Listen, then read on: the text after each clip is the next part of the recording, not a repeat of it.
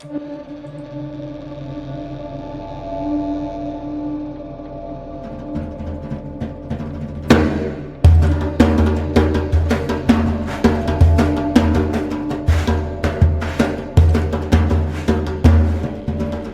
there, it's Lacey J, here to ask you to go to spacebearmedia.com right now to access all our content, buy yourself some merch, and most importantly, send us a message, a question, fan mail, even hate mail.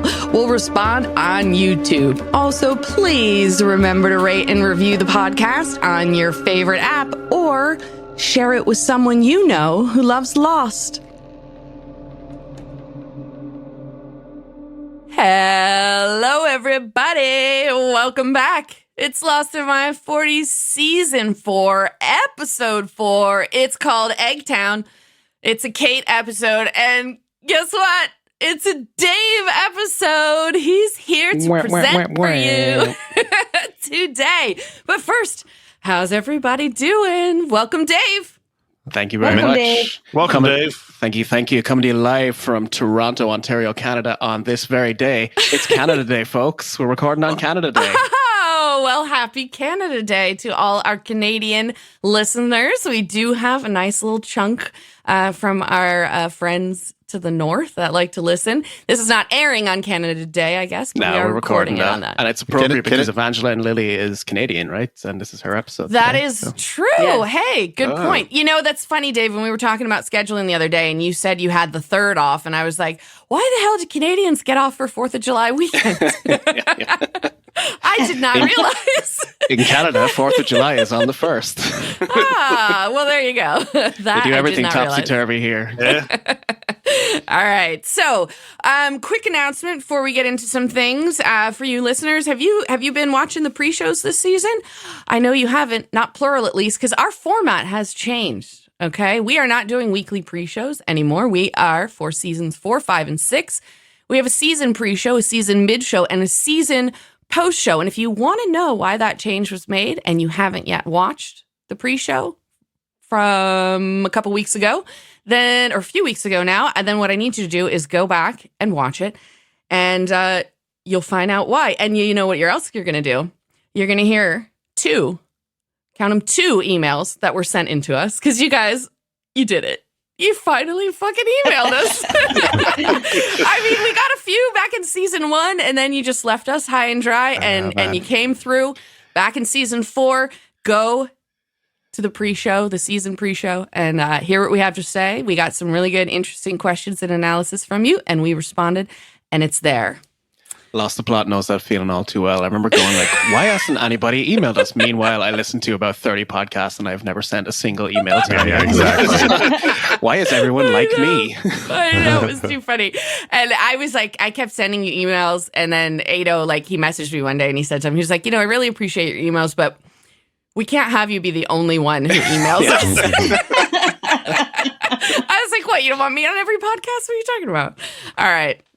Now, something I'm very excited for. Ben, why don't you recap us on where the power rankings stand after the first 3 episodes of this season? Because I can't wait to see what Dave thinks.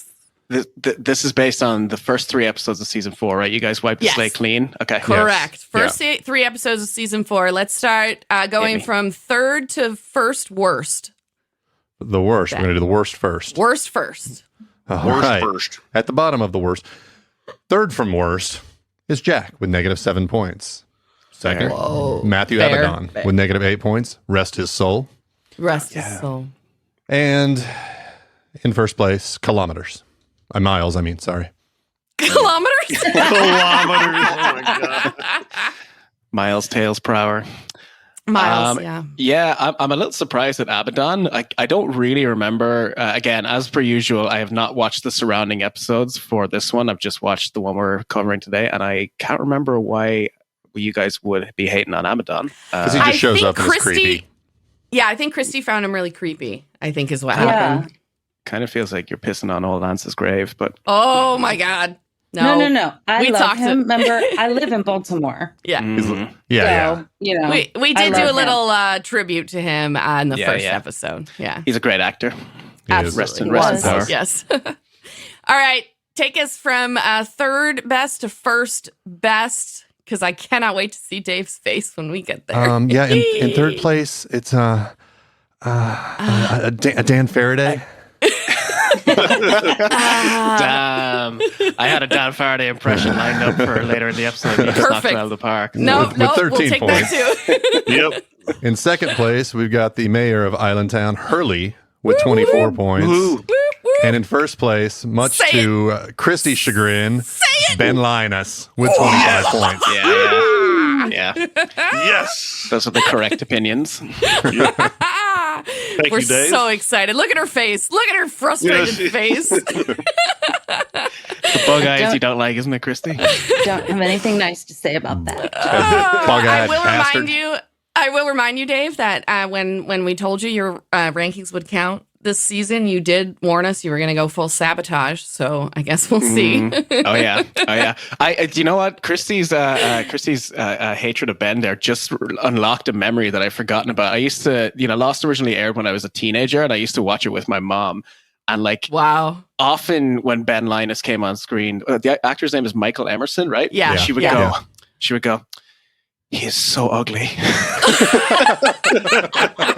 She was like, I hate looking at him. It was really mean. It was really mean. I mean, I kind of think that's the point, right? I don't know. I think we might have had a conversation about his face before, and we talked about actors like Steve Buscemi and things where you can't. It's not that you can't be a good actor, but sometimes the face that you have gets you those roles that you can excel at, and they are often these kind of evil, creepy roles where you got a bug-eyed guy or whatever. Yeah. I don't know. I remember even at the time thinking this is a bit much. Relax, ma. Okay. I honestly don't think he's unattractive when you see him outside of the role of Benjamin Linus. I think they really play up his exaggerated features I think so. with makeup and stuff, and he doesn't look as gaunt when he's in real life, but I think they play that up. But that's great. Well, Plus the fact that they've always got him wearing khakis with a tucked in shirt and everything. There's just it's like a cultivated pose to make you feel uneasy. Yeah, right. Well, tell your ma we said hi. Will do. All right, Dave. Are you ready to present your first Lost in My 40s episode while in your 30s? All right. Absolutely. And I will ask both you guys and the listeners to bear with me because it is my maiden voyage doing this. Back when Lost in the Plot, I would have a general outline, but today I'm reading out loud. So it's going to give me flashbacks to school. Oh my God.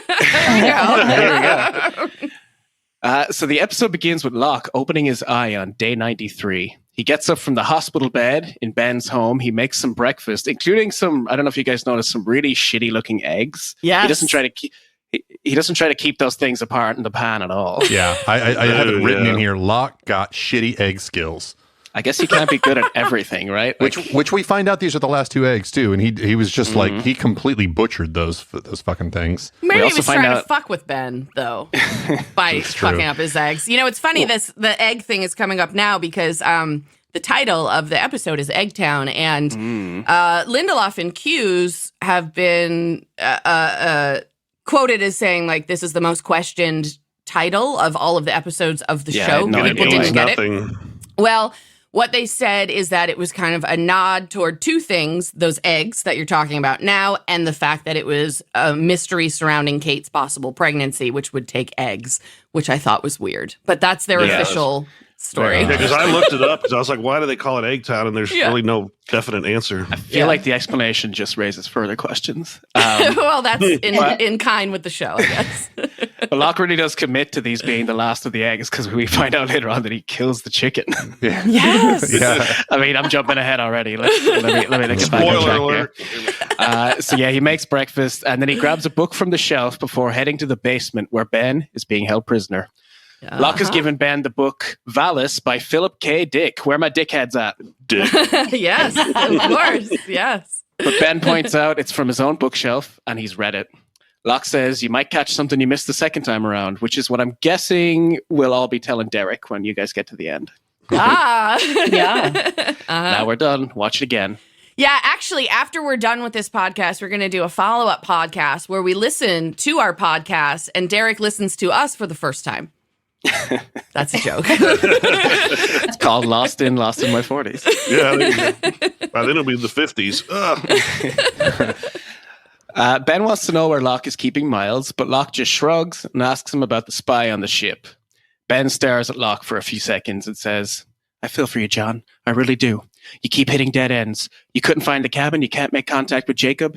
You're so desperate to figure out what to do next. You're even asking me for help. So here we are, just like old times, except I'm locked in a different room and you're more lost than you ever were. That was a bad impression. Ouch. God, he knows how to get to Locke. He really does. Locke's face, man. Yeah, he's pretty good at it. Yeah, master manipulator. Locke glares at Ben and says he's not falling for it. Ben taunts him with excellent, John. Yeah, right. Meanwhile, narrator. Meanwhile, John falls for it. He did fall for it. Yeah. Ben taunts him with excellent, John. You're evolving. Locke steps forward, grabs the breakfast tray. He leaves the room and shuts the door behind him. As Ben sits in the dark, Locke slams the tray against the wall. Ben hears this and smirks ever so slightly. This is a really stupid fucking thing for Locke to do. Number I know, one, he always he tips just his hand. wasted those bad eggs.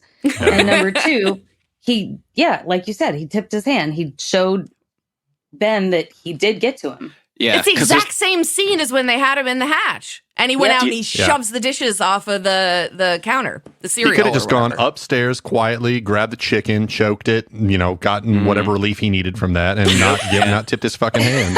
Whenever I'm stressed, more eggs. Whenever I'm stressed, choking the chicken usually helps. I think so. Yep. But maybe like at some point Ben lied to him and told him the door was soundproof. Right, exactly. So Locke walks outside into the barracks courtyard, slamming the door behind him. Kate and Claire's holding Aaron, are sitting in rocking chairs on a nearby porch. Kate wonders what's up with Locke, but Claire says, who knows? It's Locke. Yay! I like that. Nice accent. Sawyer greets them both with a smile and comments on the smell of coffee. Claire offers to get him a cup of coffee and goes inside. Sawyer says, kind of weird, ain't it? Sitting on porches, drinking coffee out of mugs. By the way, I found some clothes about your size in the closet, so after I kick out Hugo, but before he can finish, Kate cuts him off with, I'm not moving in with you, James. James. She's like trying to be serious with him if she's whipping out James. He doesn't really look like a James. Maybe it's because I'm so used to Sawyer, but I don't know. Yeah. He wonders why she stayed there if that wasn't her intention. And she tells him that's none of his business. Sawyer wonders if her secret agenda is spying for Jack. She says she's not spying for anyone. And she isn't telling him because she doesn't trust him. Sawyer nods and asks if this is about the way he spoke to her about the potential pregnancy. Kate replies, James, go home. Sawyer says, okay, fine. See you later then. And walks back into his house.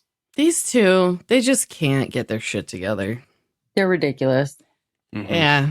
Although I remember, I feel like I remember rooting more for she and Jack the first time around that I watched it. Maybe that was just because I wanted to keep Sawyer single. I'm not sure.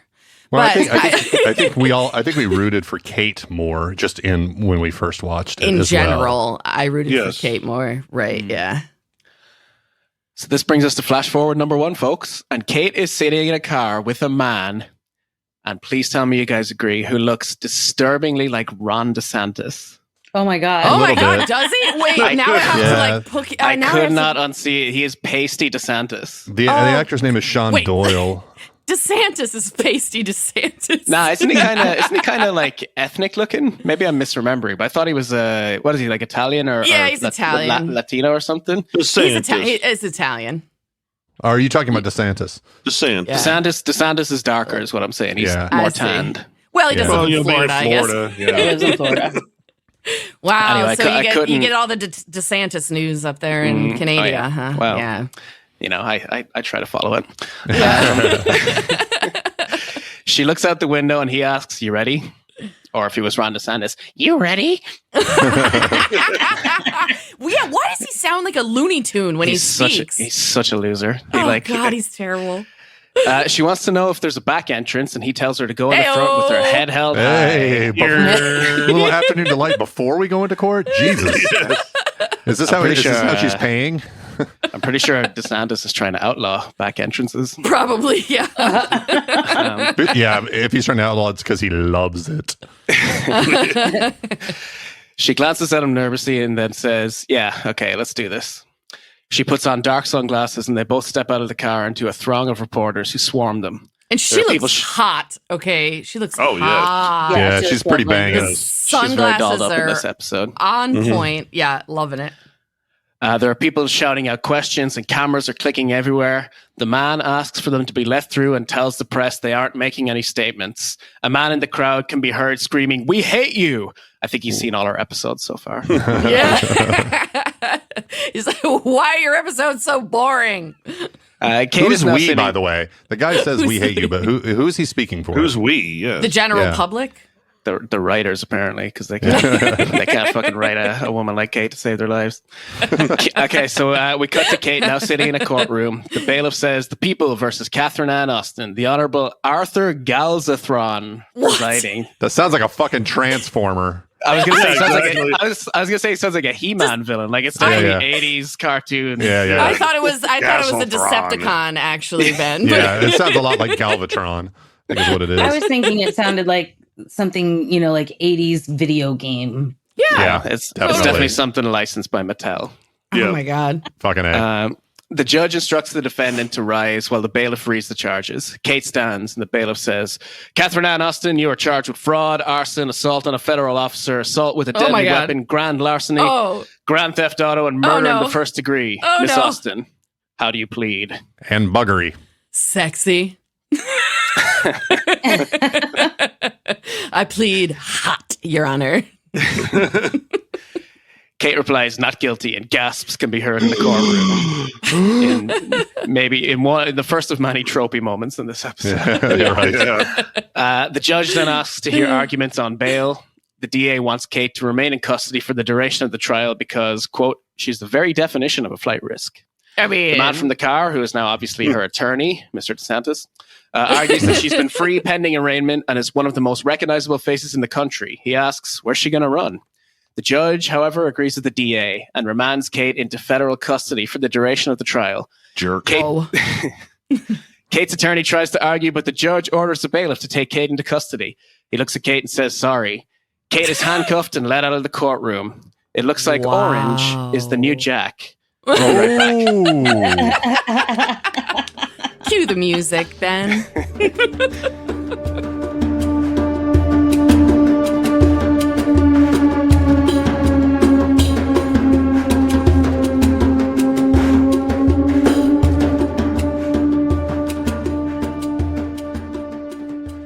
And then we're back on the island. Jin and Sun are sitting on the beach. She's eating a banana and he's looking at a map. In English, he poorly pronounces Albuquerque. I'm not going to try and do an impression of this because that feels problematic.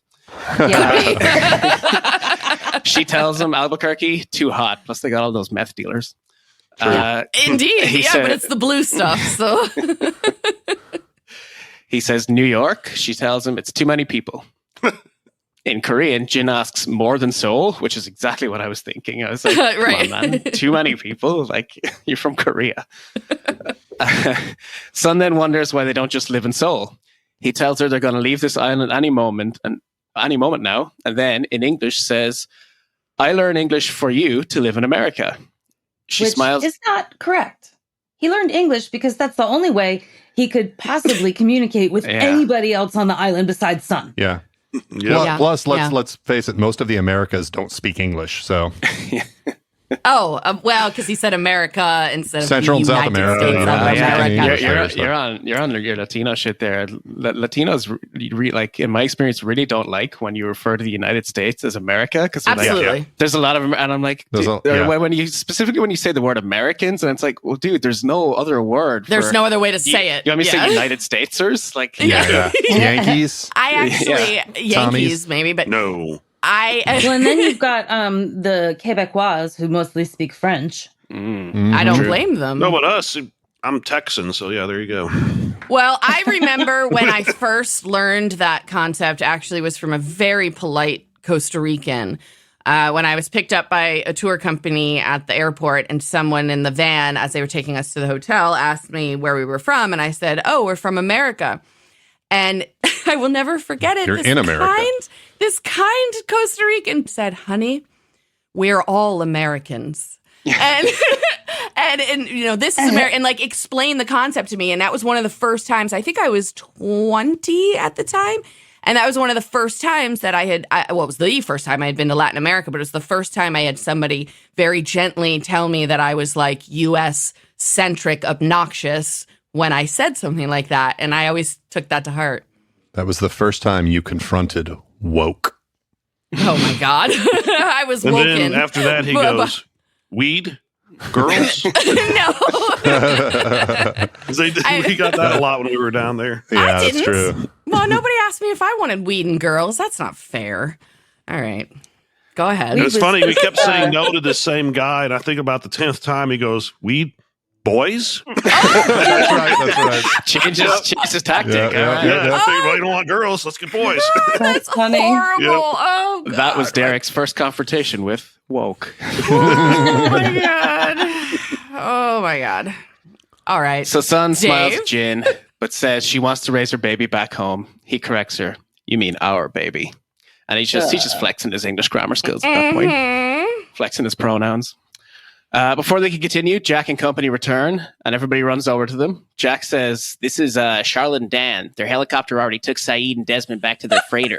They can make arrangements to get us all off the island. So, have you been practicing? I find it very difficult to quote people without trying to impersonate them. Does anybody else have that? Unless I don't usually try with women, but I think your pitch is higher than his, but your inflections are pretty dead on. That's pretty impressive. Son wonders where Kate is. Jack pauses for a second and then says, she stayed with Locke. Tried a little lower that time. Oh, God. Jack walks away, leaving Son looking shocked. Back at the barracks, Locke, who, did anyone notice, now has like a 9 a.m. shadow? He was very clean shaven in the opening of this episode. And there's several hair things that happen in this episode that I've noticed. Oh, yeah. He's going to freak out about Sawyer's hair later. Warning. Locke just has too much testosterone is what it is. Yeah, he does strike me as a 5 o'clock shadow type guy. He's just so manly that it leaks out of his face. He's so manly he comes chilly. Oh my God! I think his beard just sprouted as soon as he snapped that chicken's neck. Exactly. So Mr. 9 o'clock Shadow opens the door to his house and then wipes off his hands. Kate is standing there and he says hello to her. She notices the blood on his hands and he tells her that he just killed a chicken. She wants to talk to Miles, but when Locke inquires as to why, and she tells him it's personal. Locke says no. Kate is pissed and wants to know why he gets to decide. Locke says, you may think this is a democracy, Kate, because of the way Jack ran things, but this is not a democracy. Locke is like a one-man electoral college. Wait, can you read that again, but do it in your Jack voice? I want to see if it sounds like Locke. You may think this is a democracy, Kate, because of the way Jack ran things, but this is not a democracy. No, that sounded like Jack doing it. Yeah, Yep. thank you. So like Jack just taking a helium balloon and doing it. Actually, it was a little different, but I'll be the first to admit that my Jack is better than my Locke. Anyway, Kate calls him a dictator, and he tells her that if that was true, he'd have shot her and then gone about his day. Oh. Before leaving the room, Locke says, dinner is at 6 if you're hungry. Okay. I like badass. What are we going to have? Steak and dictators. Nice. Wow. Yeah, he's dictating the kitchen. I guess it would be chicken and dictators, right? So Kate walks off and then notices Hurley carrying a tray of food. Immediately she zeroes in on that part. Yeah, we know exactly what's about to happen here. Oh, here we go. She asks if it's for Miles, and when Hurley confirms it is, she tells him Locke wants her to take it to him. Hurley is happy to take over the task because Miles creeps him out. Which is, I feel like Hurley is kind of just like creeped out by anybody that's not familiar to him. You know? Yeah. Yep. Kate says he's still in the rec room, right? As Hurley falls for it and tells her no, that Miles is in the boathouse. As soon as he said it out loud, he realizes what Kate has done and says, You just totally Scooby-Dooed me, didn't you? I don't know why I didn't drop an impression there. Yeah. Oh, I love it. Oh, what a great line. Yeah. It's amazing. Scooby-Doo to me. She apologizes, and Hurley wants reassurance that she's not going to help Miles escape. She promises she won't, and then Hurley says, just don't tell Locke it was me. Kate pats Hurley on the shoulder before heading to the boathouse.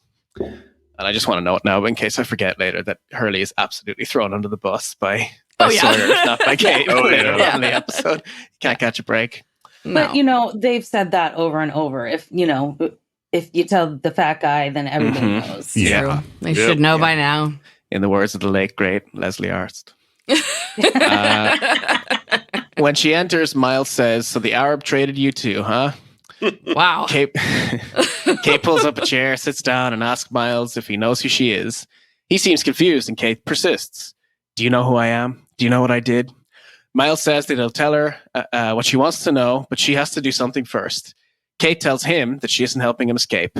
Miles says, I don't want to be let go. I'm exactly where I want to be. What I want is 1 minute of someone's time. You bring him to me, and I will tell you everything I know about you. When Kate wonders aloud who he wants, Miles says, who do you think? Seriously, Kate. Yeah. Okay, really? Okay, because maybe it's because of the context I'm missing around this episode, but I was like, I don't know. Well, because we've already found out within the first 3 episodes, I think we know that they're there for Ben. We know that they have his picture and stuff like that, right? Yeah. All right. Yeah. All right. She shows up a few there's hours that later much. with Boone's body. It's like, no, not. Absolutely right? not. You meant somebody else? Oh my God! Like in Guardians of the Galaxy when Baby Groot is trying to get them the like Yeah, he comes back the thing second time and it's Paolo. She's like, I swear to God, if this is not who is it? Oh, that's too funny. This brings us to flash forward numero dos. Kate is being led into a room to see her attorney, Duncan. He tells her that the Duncan DA... DeSantis. Duncan DeSantis. He tells her that the DA has decided to try the case herself, and he thinks that Kate should take a deal. She asks what kind of deal, and he tells her that his guess is 15 years, with Kate serving 7. She shakes her head and tells him, no way. He tells her that she's looking at 20 years on each count, plus a life sentence on the murder charge. Kate is defiant. Duncan says, Kate, you confessed to your mother that you killed your father, and now she's their star witness. So you tell me, what am I supposed to do?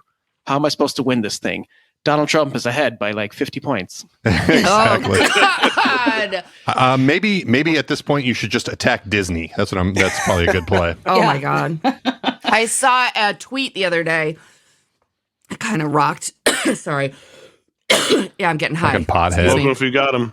Yep, I was. So I saw a tweet the other day that said 2016. There's audio of Donald Trump now, and they're talking about the pussy grabbing thing.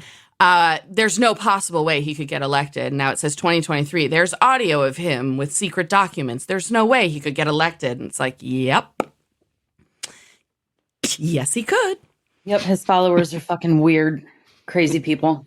Any third-party candidate, and he'll probably win.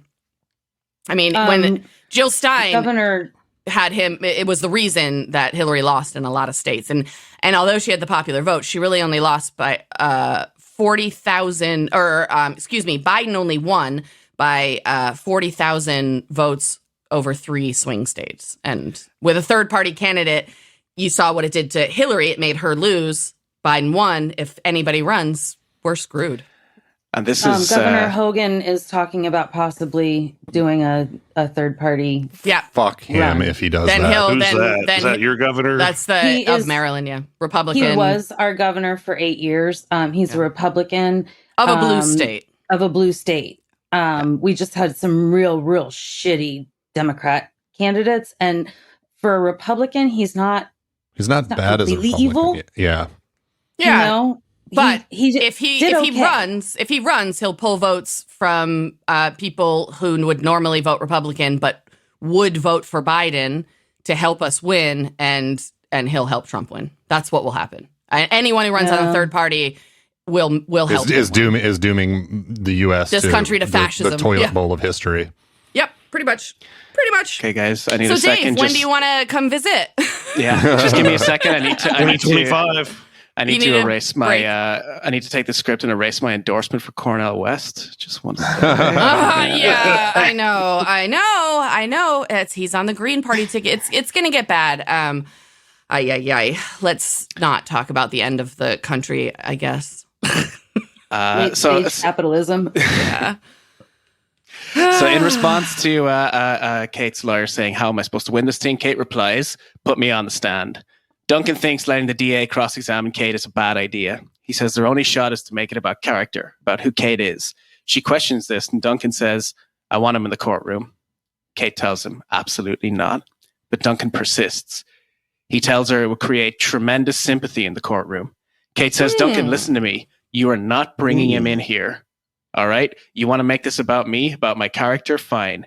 You are not using my son." What? He's my son. My son. Son. Carl! Oh my god. Oral. Back on the island, Charlotte and Daniel are going through the pantry. Jack is trying to call the boat while Juliet watches him. She amusingly wonders if he should try another number like 911. Good one. I thought it was funny. I love the shit-eating grin she has on her face when she says it. So the script says stupidly, though. I did write that. I changed it because I didn't think it was stupid. I just love how frustrated Jack is, and she's like, "I'm gonna chirp him a little bit." Like, I see. I didn't even read it that way. My bad. Son approaches and wants to know what's wrong and why they haven't heard from Saeed. Jack is sure that they're all fine, but Son wonders if Locke is right and they are here to hurt them. Jack says Locke has no idea what he's doing. Son stares at him for a moment and then replies, "Then why is Kate with him?" Ooh. Because Kate has her own agenda. Kate always has her own agenda. Cooked. Uh-huh. Kate and Claire are hanging laundry at the barracks. Kate is staring at Locke's house and asks Claire, "Are you sure he's got Ben in the basement?" Claire says she saw Danielle take him there last night, but that Locke has been home all day cooking. Danielle notably absent from this episode. I kind of forgot that she was around. Yeah. Yeah. Yeah, she's like with the crew, with her daughter and with Ben and Locke and all of them right now. Yeah. I thought Claire had requested like a restraining order from Locke. Based on that, you know, She's around. Like, I don't think baby. she's not staying in the barracks. She's probably like lurking in the bushes, but she's like on probably the wiring- adventure with them. Yeah. She's probably wiring up traps on the Yeah. property perimeter. just for fun. So Locke's invited everyone over for dinner. Aaron starts to cry, but when Claire asks Kate to get him, Kate looks nervous. Claire says, "Just pick him up and rock him a little bit." Kate says she's not good with babies and thinks she may just upset him more. Claire hands Kate the laundry and picks up Aaron. She comforts him and Kate says, "You're so good with him." Shocker. A mother good with her baby. Weird. What? Claire giggles and says, "The last thing I thought I'd be good at was being a mum. You know, you should try it sometime." Like, I love the sure. way you say Aaron. Yeah. Oh, I wanted to talk about this actually. I forgot to flag it. But yes, so in Ireland, we do pronounce that name as Aaron because Erin is the girl's name. Girl's spelled version, Erin. And I Right. think it's like in Ontario, there's a town called Barry, but Canadians say Berry, right? And like to the point where my Irish friend thought it was called Berry for ages, like Berry. But it's, yeah, so there's like a weird A pronunciation thing that Americans do versus Irish people. You So, yeah, know, we would say Aaron. The first time that you said Aaron in this paragraph, you sounded like, I don't know if you've ever seen the YouTube of Baltimore people saying a sentence, but it's Aaron earned an iron urn. Oh, that's just the same noise over and over and over again. Iron. Yeah. And they're like, "Damn, we really talked like that?" Amazing. That's Iron, exactly. iron, That's too iron. funny. I just saw a meme the other day to help people understand the pronunciation of the large music festival in the UK, and what it said Glaston and Glaston, and then for the Brits it had a picture of the brie cheese wheel, and for Americans it had a picture of a raspberry. So it's Glastonbury or Glastonbury. And that's the difference between. So now I know that it's actually pronounced Glastonbury, but as an American, I definitely would read that as Glastonbury. Glastonbury, innit? Barry. Funny enough, in a lot of cases, Irish people have more similar pronunciations to Americans than Brits. Like Brits are their own weird kind of. They invented the language, but they like. I think I would say Glastonbury as well. Like From I would say Bury as opposed to Berry, but Glastonbury. From what I understand, the accent of Americans, or at least in certain places, maybe the Northeast would make sense, is actually closer to the original English pronunciation when we were their colony than people actually in England now. A big characteristic of British accents, I think it's called it's like a non-rotor accent or something like that. I might have that wrong, but basically they don't pronounce their R's, right? They would say like, can't think of a word with an R at the end of it. Fire. Right, and we would say fire, and then Americans would say fire, right? So you can hear the R's that we say. But it's funny to me because sometimes they add an R to the end of a sentence or to the end of a word. Yeah, it sounds like that to us, I think, but they like who else does that?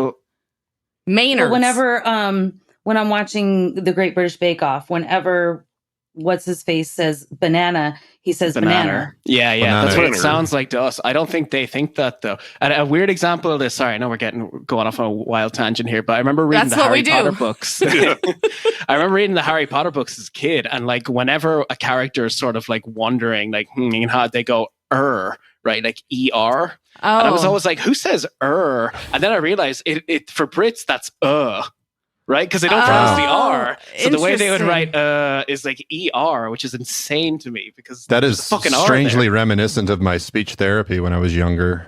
Yeah. With R's? I couldn't say R's, so I said Were you like aw? No, if it ended in, if it was like car, I'd say k. Okay. That's adorable.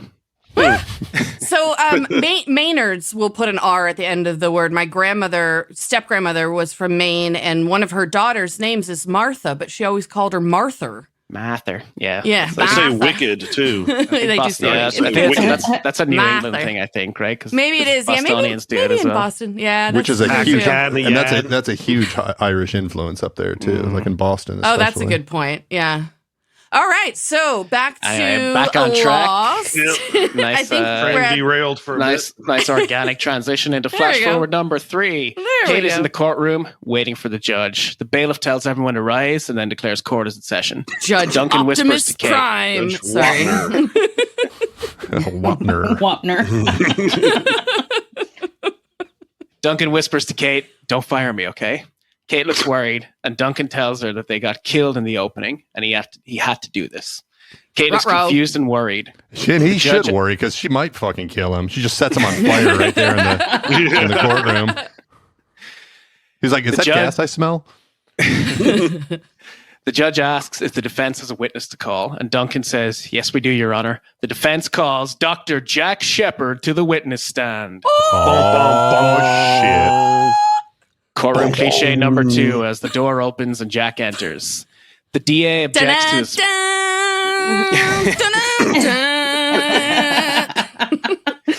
The DA objects to his relevance as a witness. The judge says, and I'm going to renew my overruling of your objection. You have to be aware that this witness did not meet the defendant until after the alleged crimes she's been charged with. He is to be viewed as a character witness only.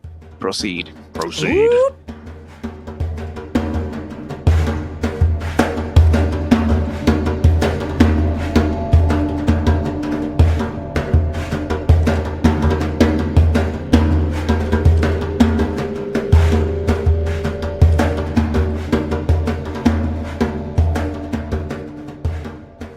Jack swears in and sits down. Duncan asks... Have you noticed when he swears in, he puts up his right hand? Dude has huge hands. Just saying. I know. Nice. Jack has a big dick. Hand. Yeah, it shouldn't be Matthew Fox. It should be Matthew Horse. The only thing bigger than his dick is his willingness to commit perjury. Ooh. And have terrible, terrible hair. Well, not in this scene, but No, not in this luckily scene. the wig didn't make an appearance. Yeah, right. He looks so much older post Island, doesn't he? Like clean shaven or something. He doesn't. I don't Well, know. He never. I think they're trying to make him look like he's been aged by his experience. I Maybe, guess so, yeah, a little world weary or whatever. I think when he's not glistening with sweat, it ages him like 10 years. Yeah, good call. Duncan asks Jack to tell anyone who has never seen the news how he met Kate. Jack says that Miss Austen and he were both passengers on Oceanic Flight 815.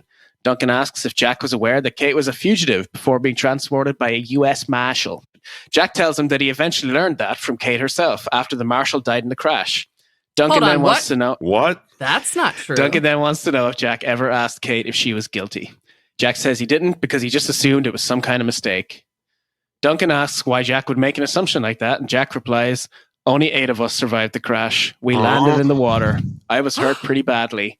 In fact, if it weren't for her, I would have never made it to the shore. She took care of me. She took care of all of us.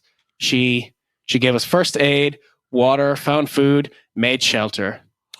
In other words, folks, if Kate's guilty of anything, it's caring too much." Yeah. Oh my God, Yeah. he's really laying Just it on. piling It's it working on. too rules hard. or some shit like that. Yeah, no shit. She filtered her pee, and we all drank it. It was filtered. Yeah. Ew. Jack continues. She tried to save the other two, but they didn't. But before Jack can go on, Kate stands up and says, "Stop." The judge tells her to sit down, but she continues, "This has nothing to do with anything. This is my trial, and I don't want him to say anything else." It doesn't Duncan's work that my way. trial. It's not your trial. Like, you don't own it. Right. Right. The state owns you, the government. Yeah. Duncan says that's fine. However, he didn't have any more questions anyway. The judge turns it over to the DA, who tells Jack that was very moving, and then asks him if he's in love with Kate. Duncan objects, but the judge allows it. The DA says, "Dr. Shepard, do you love Miss Austen?" Jack pauses and then says, "No, not anymore." Whoa. Lies. Whoa. That was Whoa. all perjury. Yeah. Yeah. Straight through. Like he was consistent. Beginning to end. Mm-hmm. We cut back to Sawyer, who's in his house reading. He's reading The Invention of Moral. Hurley is fiddling with the TV and asks Sawyer if he wants to watch Xanadu or Satan's Doom. Xanadu, baby. Yeah, well, as if on cue, Sawyer says he's reading just as the TV blares a song. They call it Xanadu. Absolute banger, by the way. If this was an episode of Lost the Plot, I would insist that we go out on that in the edit. Sawyer yells at Hurley to turn it down just as there is a knock on the door. And it was at this point that I realized I would sell a limb for a Sawyer Hurley roommates spin-off sitcom. Oh, my hell God, yeah. that Oh would be my amazing. God. I think we had that in the 80s. It was called Perfect Strangers Yeah. with Cousin Balky. You're too young for Cousin that, Larry. Dave. Yeah, and Cousin Larry. Don't be ridiculous. Don't Now be we do the ridiculous. dance of joy. Oh, if you can find that somewhere, Dave, you should check it out. That could be right up your alley if that's what you're looking for. Yeah, I'm aware of the reference, but I've never Are actually you? seen Okay. it. Yeah. All right. When Sawyer answers the door, he finds Kate standing there. She asks to come inside, and then she does so. Sawyer signals towards Hurley and says, "I believe you know my roommate." They say hello, and then Hurley winks at Sawyer, who says, "Got something in your eye, Hugo?" I love this scene. Kate and Sawyer decide to speak in the kitchen and move there. Sawyer reaches into a cabinet and grabs a box of Dharma red wine. This kitchen Yum. looks like every Irish house party ever right now. It's like someone pouring out a box of wine in the kitchen. This looks like Christie's house parties too. I mean, yeah, there's a box of wine in my refrigerator right now. Nice. Yeah. Sawyer wonders if Aaron's been keeping her up all night, and Kate says he's a good sleeper, foreshadowing the end of the episode. Well played, Lindelof. Mm. Sawyer pours her a glass of wine, tells her that she's, quote, terrible at this, and says, "You already said you didn't stay behind for me, so at least be woman enough to tell me what you want and use me for something." You're getting the Southern right, but Sawyer, he's got more of a drawl than that. Yeah. Yeah, you're speaking Yeah. too quickly. Yeah, it's too fast. You already said you didn't stay behind for me, so at least be woman enough to tell me you want me to use me for something. No, the Irish speak too quickly. You're not quite getting the Sorry. South, so it's got to be more like You already say you didn't stay behind for me, so at least be woman enough to tell me you want to use me for something. All right. Wait, Everything is drawn out. Let's hang up the call. I'll take an hour to practice, and then we can meet back here. So Kate pauses and then says, I want to use you for something. And when Sawyer asks, what for what? I think that's a typo. Sorry. What did I write? What for what? What for what? Yeah.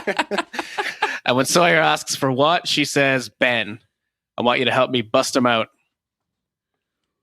Locke opens the door to his house to find Sawyer standing there with a backgammon board. I love the I'll play backgammon.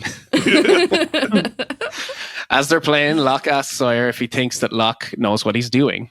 He wonders if Sawyer regrets following him, and Sawyer says, all I know is that I'd be a lot more worried if I was sitting on that beach. How's that? You're getting there. Better, yeah. Getting better, yeah. Sitting hour out. You Yeah. can add kind of like W's into stuff too, Yeah, so you can say more like your throat a little own, bit. own the beat. Yeah, own. It's gotta be harder. You know what I'm noticing? The Brits may not do R's, but the Irish, you guys don't have H's, and also you pronounce it H. I had a really big argument with Ado about that one day. But it makes a H sound. It's a H. No, oh my God. But you say tinks instead of thinks. Thinks. Yeah. I mean, my mother beat that out of me as a child, figuratively. Really? But yeah, she wanted me to speak proper. Okay, But it slips through every now and again. You can totally cut this bit that I'm about to say, but there's a commercial. I forget what it's even for, but you've got an American ship that is sinking, and they call it a Mayday. And there's a German person who's listening. And so the American's going, we're sinking. And the German goes, We're sinking what? What are you thinking about? Classic. Oh, that's so funny. And you know what else Brits do? If you want to talk about the word think, they don't do a TH. A lot of them would just say F. thinks. F. Yeah, an Yeah. F sound. That's what I think. Yeah. Very weird. Locke wants to know what the rest of the group thinks, and Sawyer makes a sheep's bad noise. It's maybe the worst sheep impression I've ever heard. It was really bad. Yeah. He goes, they go, bear. my baseline sheep impression is too good to do an accurate Sawyer's sheep impression. That's how bad it is. And they both laugh. Sawyer says the nice thing about sheep is that they're predictable, but he's not so sure about Kate. Locke questions this, and Sawyer forces Locke to swear that he won't hurt Kate before telling him she wants to bust Ben out because, quote, Bruce Lee from the freighter wants to chat with him. Jesus. Ridiculous. Locke says that's impossible because she doesn't know where Miles is. Sawyer says, if Hugo knows, everybody knows. Oh, threw him way under that. I think he actually says, Yep. what, the boathouse? And then Locke kind of looks at him and he's like, look, yeah. Yeah, that's where the Leslie Arst quote came to mind for me. Locke pulls out a gun and Sawyer says, whoa, what are you doing with that? Locke replies, whatever Miles has to say to Ben, he could say to me. Oh. Damn right. Okay. So the lads run to the boathouse and find it empty, prompting Sawyer to drop a son of a bitch. I love how Locke, like you can tell Locke's seen a lot of movies because he shines the flashlight like up into the rafters, probably fully expecting Miles to just be like up there holding himself, getting a core workout. Oh my God. So Kate and Miles bust into Locke's house, go into the basement and break into Ben's room. Kate tells Miles he has 1 minute, and when he asks for privacy, she says 55 seconds. Miles then turns to Ben and asks him if he knows who he is and who he works for. Ben answers yes to both questions. Huh? Miles says, then you know he's put a lot of time and energy into finding you. So now I've found you, and I can tell him exactly where you are, or I can lie and tell him you are already dead. I'd be willing to do that for $3.2 million. Whoop. Derek. Who wants to find Ben? Who does? Yes. Yeah, I'm That's a big asking you. question. I'm asking you. Is that one of your questions? Of course. All right, then we'll see if you have any ideas at the end of the episode. One of my questions is Ben questions him on the specificity of the 3.2 million. Yeah. Good question. Yeah. Do we ever find that out? Because I can't remember. That's actually That's one of my a really questions. good question. Okay, you know what? Keep going. I won't find the answer, but I mean, I won't say it to Derek, but let me figure out because I don't quite remember that either. It feels So like a let me weird see. thing for them to call attention to if they're not going to answer it. But Yeah. then It's not you know, one of the numbers either. So Right. All right. Keep going. I'll look it up.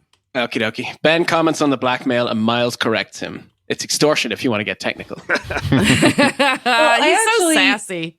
I actually just looked up extortion versus blackmail. Oh. It says the word extortion refers to the act of getting something from someone through violence, threats, or other forms of coercion. The word blackmail typically refers to a specific type of extortion in which a person demands payment under the threats of revealing secret information. So it is blackmail. So it is blackmail. Exactly. Except he's not going to reveal secret information. He's going to withhold it. Yeah. It was like reverse blackmail. I think that's why it's called extortion. He's not saying if you don't do this, I'm going to reveal where you are. He says, give it to me, and I won't say anything. Yeah, it's reverse blackmail, so it's white female. So as mentioned, Ben is pondering why the specific amount, and then inquires, "What makes you think I have access to that kind of money?" Miles snaps back, "Do not treat me like I'm one of them." And Kate's like, "Dude, I'm right here. I don't know who you are or what you can do." Ben reminds him that Charlotte has already seen him alive. Miles says, "I'll take care of Charlotte. You just worry about getting me the money. You have 2 days." Ben replies, "My present situation is a little bit restricted. Can that be amended?" Miles gives him 1 week and reminds him that it needs to be cash. Kate tells Miles... Where's Ben supposed to get $3.2 million in cash on this island? Also, I don't know how Miles is going to stall everything for a week. What's his plan? You know, he's going to take in the sights while he waits for Ben. Yeah, I don't know. I have found the answer to the 3.2 million. There is an answer. It's nothing like plot changing, but it's not a weird issue. I mean, a plot hole. But it looks like we'll find it out in Some Like It Hoth. Yeah, I think it's something to do with a Miles flashback, or I don't know if they're still doing flashbacks from this point, but you find out about it in his backstory, maybe. Yeah, we do. Somehow. Some Like It Hoth is season 6, I think. I'm looking. Wow. I think it's 5. Oh, is it 5? I could be wrong. I'm looking. I can't find it for some reason on my spreadsheet. But yes, it is. It's episode 13 in season 5, and it's a Miles background episode.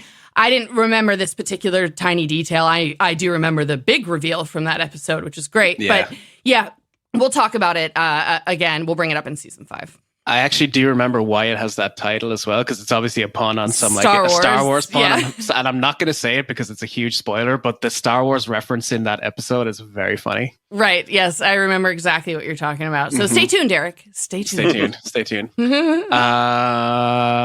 am I? Canada. Kate tells him. Is it burning over there? Is it hot? It is actually. Yeah. We had the smoke during the week, and I had shortness of breath last night. We feel your pain out here in the West. We know. I've been very lucky exactly. that I don't have any respiratory problems, but my eyes have been on fire because of the smoke that we're getting down here in Baltimore. Yeah, the first one was terrible. really bad the first time, a few weeks ago, and I had a really bad sore throat and everything. It sucked. Yeah, they were showing New York City was crazy how it looked apocalyptic. smoky. Yeah, and then now they're getting swarmed with aphids too. Did you read about that? Jesus. Well, they're all 7 sinners. signs or whatever. Yeah. Yeah, they're all The sinners. What can we Hudson say? River runs with blood. Okay, so Miles gives him 1 week and reminds him that it needs to be cash. Kate tells Miles that his time is up, and when he protests, she slams him against the wall. Miles says, "Ooh, this is hot." I fucking hate. I feel like you see that in shows a lot, where a woman gets aggressive with a man, and then he likes it. Yeah, I don't know. It's a trope that I'm really tired of. Kate says that Miles got his meeting, and now she wants her answer. He tells her, "Your name is Catherine Ann Austin, and you're wanted for murder, fraud, arson, and a whole bunch of other stuff I can't remember. You're a fugitive. You got caught in Australia, and the feds were bringing you back. So yeah, we know. If I were you, I'd stay right here on this island. Who knows? Maybe you didn't survive the crash." She drags him back up the stairs, where they're met by Sawyer and Locke, who tells Kate to go back to her house. She tries to tell him this isn't about him, but Locke screams, "Go back to your house, Kate!" Damn. Yo! Kate is now sitting on the couch in the home she shares with Claire. She's Got You by Patsy Cline is playing. Kate just fucking blaring a fucking record in the middle of the night. Like, Yeah. Kate does what Kate wants. yeah. Claire enters and asks Kate if she's okay. Kate says she couldn't sleep, and Claire agrees the beds aren't great. Kate hopes she didn't wake Are Aaron. you kidding? You've been sleeping on a log on the beach. Right. I actually think that's what she means though, because Claire says like the beds take some getting used to, and what I implied from that is that they're like too comfy compared to what they're used to now. Oh, Yeah, I Not firm see. mattress, Okay, not rock okay. hard. Although that still doesn't really make sense because I feel like I would sleep like a baby in a bed Hell after yeah. Yeah, months of yeah. sleeping on a beach. Anywho, Well, if Claire doesn't have something to whine about, is she Claire? Right. Nope. There's that. True. Well, although we'll revisit that in season 6 where she has a little transformation. But Claire tells her that Aaron was born on this island and could sleep through anything. Locke walks in and asks Claire to leave so he can have a word with Kate. Fuck Kate you. nods. It's Claire's house. yeah, But he's you. the dictator. And he just walked in without even knocking. Why don't you leave, Locke? Mm-hmm. Kate nods and Claire nervously leaves. Locke says, I don't need to know why you did what you did, Kate. I just need to know what they said to each other. And Kate replies, Miles told Ben that he would lie to the people he worked for on the boat and tell them Ben was dead for $3.2 million. Locke seems intrigued by this. Kate tries to apologize for what she did, but Locke interrupts her to say, you're not welcome here anymore. I want you gone by morning. Damn. Want you out of here by sunset. Damn. Vanished. Flash forward number 4. Kate enters a room, followed by Duncan, who has her mother in a wheelchair. He tells Kate he's arranged for them to have some privacy. Kate doesn't want any and doesn't want to see her mother. Diane says, hello, Catherine. Was it true what he said, Dr. Shepard, that you're a hero? But Kate won't speak to her. And when Diane asks why, she says, because, Mom, the last time I tried to talk to you when you got sick, when I risked my life to see you, you screamed for help and called the police. Diane says she doesn't want to fight and that when she thought Kate was dead, it all changed for her. Mm-hmm. Pretty And so flimsy. now you're here for your selfish fucking reasons, I guess. Yep. Her doctors Bitch. have been giving her 6 months to live for 4 years, and she doesn't Get know how better long she'll doctors. last. Yeah. Get better doctors. Jesus. Not like doctors who will- congrats, you're alive. Yeah. Your doctors suck. Get doctors who will accurately predict your death. I That's don't right. know. I don't know. I mean, you want to under promise, over deliver. That's That's Yeah, right. there's what you that. should That's right. do. That's right. Get better doctors who will kill you sooner. So Diane says, I don't want to testify against you. Kate replies, then don't. Diane asks to see her grandson, and Kate accuses her of trying to make a deal. She says, I don't want you anywhere near him, and then looks at Duncan and says, we're finished. What Whoa. is this? There's several scenes in this episode that sort of make me go, what the fuck? And this is one Her of those grandson. where it's just like, okay, she's just about to, she's saying she's not going to testify against you. At Yeah. that point, if you really value your freedom and you value raising this child, then you go, oh, well, the way that I cinched this deal is by allowing you to see the kid. Okay. Yeah. Or at least Yes. you're saying that you're going to let her see the kid. Yeah, you don't have to yeah. actually follow Yeah. through with that. Yeah. And to be fair to Diane did tell Kate at the diner when she was in that Yeah. episode with what's her face, She Sawyer's said I'll girlfriend. scream. She did. Cassidy. Yeah, she said, if I see you again, I will scream. Seriously. And so that's what she did. Yeah. Yeah. It's true. Yeah, this was Kate at her most Jack, I thought, in this scene. Like, down Yeah. to the, we're finished, you know? It's just like a real Jack moves the whole way through. Yeah. The stubbornness. Kate at her most Jack. I love it.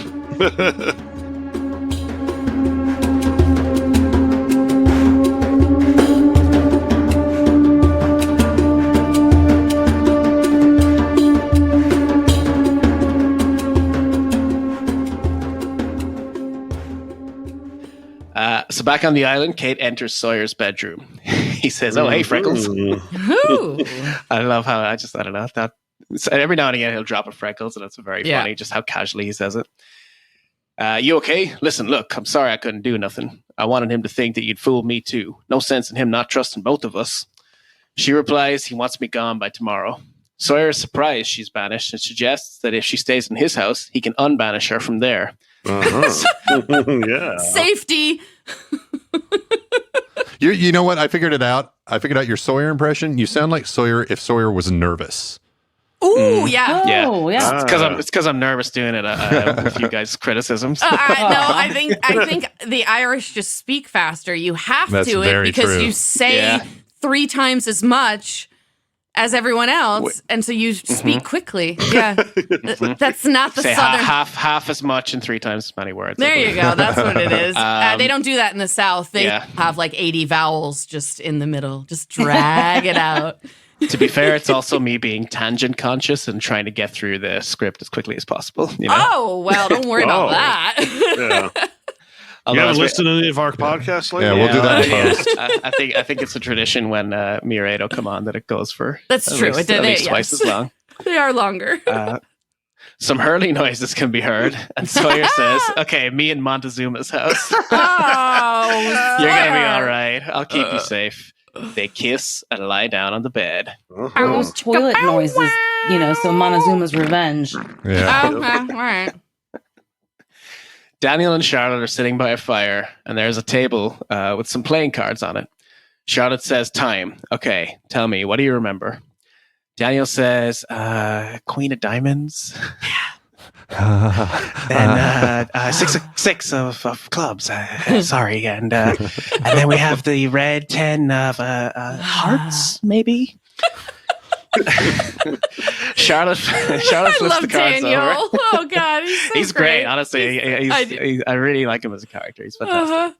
Charlotte flips the cards over to show he got the first 2 right and the last wrong. She drops a Meatloaf reference. 2 out of 3 ain't bad. And tells him that that's progress. Daniel is not convinced. Also, Jack and yikes! wait. Yeah. 2 out of 3 is progress. Mhm. Uh-oh. Yeah, this is like a low key, like kind of, I don't know what the like dramatic They're- scene. Like, it, like yeah. the idea of that kind of memory loss is really scary. Right. Yeah. Right. And And it's they're only just touched on ramping you briefly. up. They're giving Yeah, you this yeah. is like a little nugget for next for the week. next episode. Yeah. Masterfully done. So Jack and Juliet approach and want to know why they can't get a hold of the boat. Charlotte says, "We're here. How should we know?" Jack wants to know if there's any other way to call them. Charlotte says there's another number, but only for emergencies. What? So it's 911. Juliet says it's an emergency. They give Charlotte the phone and tell her to put it on speaker. Regina answers and wants to know why she's using this number.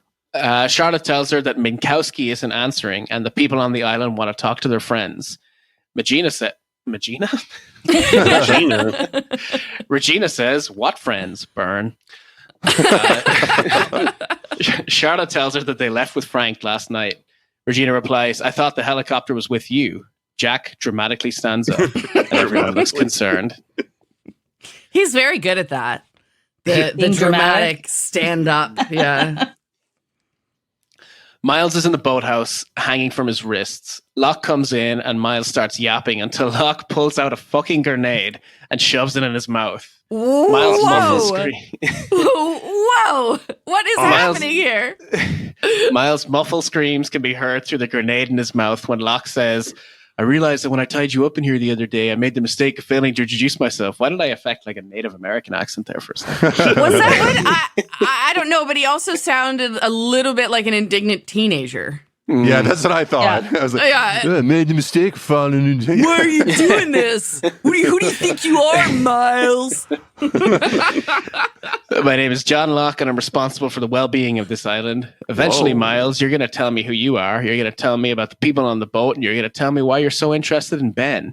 In the meantime, however, you're going to keep your mouth shut. I learned something yesterday. No use in having rules if there's no punishment for breaking them. You'll be fine if you bite down on the trigger. Enjoy your breakfast. He's Bam. Oh, fuck. I loved it. I love it. I Yeah. hate it. Oh my gosh, I love it. a- And I'm sorry, you're the what now? You're the protector of the island now. Is that Yeah, what's that? We got a mayor, interesting? we got a protector. Locke has gone, as the kids say, full goblin mode. There you Yeah. go. They do say that. This is a very Full badass goblin like mode. I've been working on understanding Gen Z's slang, and I have learned goblin mode. Yeah, it's basically just means being a badass. or just being Yeah. like unhinged. I think Yeah, more a so. little bit, An unhinged badass. Yeah. So we cut to Kate and Sawyer. Chaotic evil, maybe. Yeah, pretty much. Pretty much. Disregard for anyone else to achieve your selfish goals. I don't know. Yeah. Leroy Jenkins. Yeah, they're going for Leroy Leroy Jenkins. Jenkins. There we go. Yeah, Leroy that's the translation, the generational translation. There you go. So Kate and Sawyer, who we cut to, are asleep in bed. She awakens and then wakes him with kisses. He wakes up and he flips her under him, very hot. Yep. She tells him to slow down, and he says, "Oh, come on! It's not like we ain't never done it before." Mm-hmm. Fuck you. There you go. Now That sounded good. Now I'm cool. We didn't go all the way last night. I get it. You were sad, but I mean, how can you resist it after that whole "I'll keep you safe" thing? Gross. Yeah, Kate's into this, but I was not. I thought this was very I non-consensual. don't think she's into it. She kind of laughs. She kind of Laughs it off, at giggles. least. I Yeah. giggle. That's what a lot of women do is they nervous giggle when they're in a when position that they're they don't want to be uncomfortable. in. That's true. Ooh, true. that's a good point. Anyway, she still That's a good refuses. point. No means no. So he wonders if she's still worried that she may be pregnant. She says, "I'm not worried, and I'm not pregnant." Oh. Sawyer cheers. Like And what, she wonders. dude? Come on. She wonders if it would have been the worst thing in the world. Sawyer says, yes, it would have been the worst thing in the world. What would we have done with a baby? And have we Exactly. forgotten about the whole death thing? Yeah. Yeah. The women dying thing? Like, it just does not seem to enter their dialogue here at all, which I thought was a little strange. But even regardless of all that, he doesn't have to be like celebrating it. That's sort of mean. I did that before, twice. I've celebrated not being pregnant. Yeah, yeah. Okay. Not I seeing that fine. second line made me so happy. Yeah, I celebrate it every day, not being pregnant. Yeah. Oh, I, I look pregnant, but I'm not. Watch me make you all depressed now when I say, oh, maybe it's just the infertile one who would be hurt by that. Yeah, damn. I just that's listened to that episode of Mowage as well. I should have been Did more. you? I should have been more sensitive. My apologies. You son of a Oh wow, bitch. you're getting through it. You've been going at a slow pace, but that's at least Slow pace. I'm That's listening like to 2/3 of the way through, probably. I'm if listening that's to the about episode you're- two every month to keep up with the release schedule. But Nice, you know, nice. 3 years later, Sure. Kate gets dressed and says she's going to the beach. Sawyer gets upset that 1 second she's crawling in bed and the next she's leaving. She says goodbye, James, and he replies, "Don't make this about me, Kate. You didn't want a baby any more than I did. You're just looking for some excuse to split, and now you got one. But it's all right, Freckles. I ain't going to hold it against you.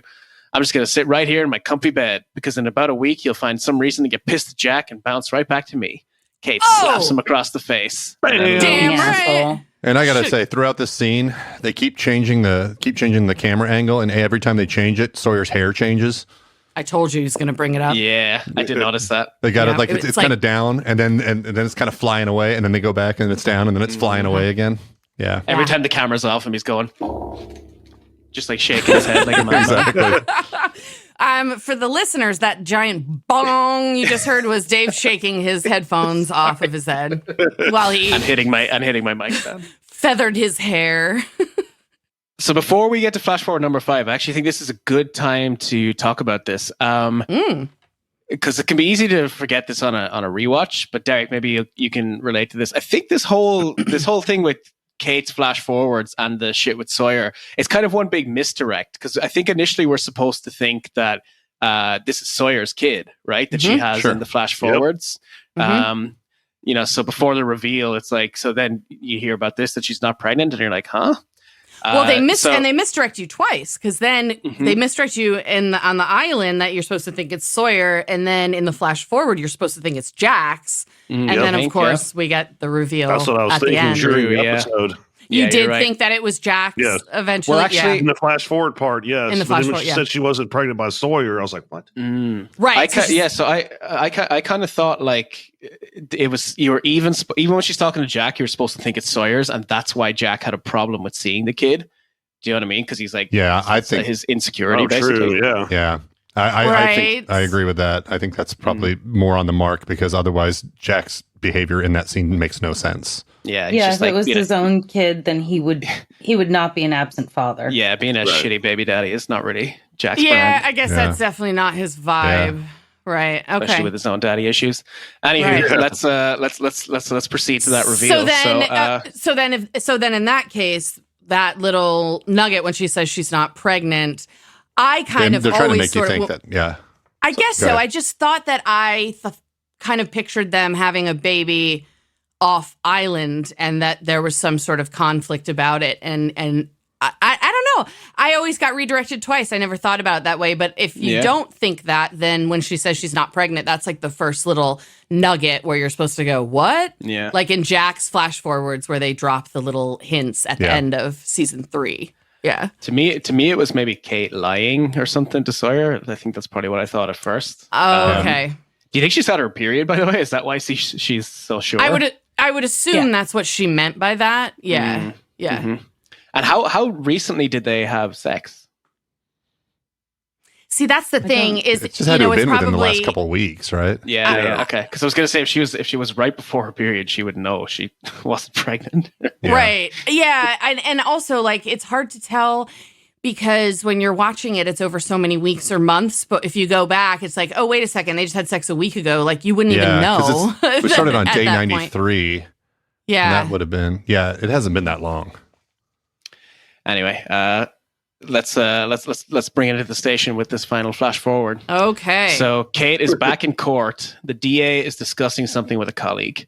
She asks the judge if they can approach the bench. The judge says, "Oh, please." And the DA says to everyone that their chief witness, Diane Jansen, is unable to testify due to medical reasons, and they don't know for how long. The judge says, very convenient. The judge says they'll grant a recess for lunch, and the DA better be ready to proceed when they get back. And then he transforms into a lunchbox.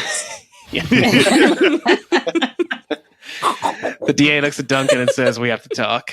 Yeah, the fun fact: the taxi at the end of the episode is actually the judge. He's transformed into it.